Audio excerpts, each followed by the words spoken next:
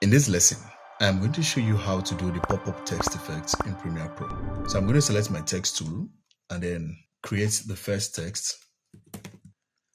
After creating and positioning the first text, you're going to head over to Effect Controls. Within Effect Controls, you're going to make sure your playhead is in the beginning of the clip or the beginning of the text style, and then add a keyframe to scale and then set the values to 0. And then move one frame forward.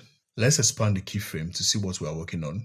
So after moving one frame forward, I'm going to add another keyframe and then set the value to 120. And then move one frame forward again, add another keyframe and then set the value to 90. And then for the last time, you're going to move one frame forward and set value to 100. Now, when I play this back, and then for the next text or the next word, I'm going to place it right after the first word. So I'm going to expand on this a bit. And then I'm going to duplicate this tile right here and then head over to Essential Graphics.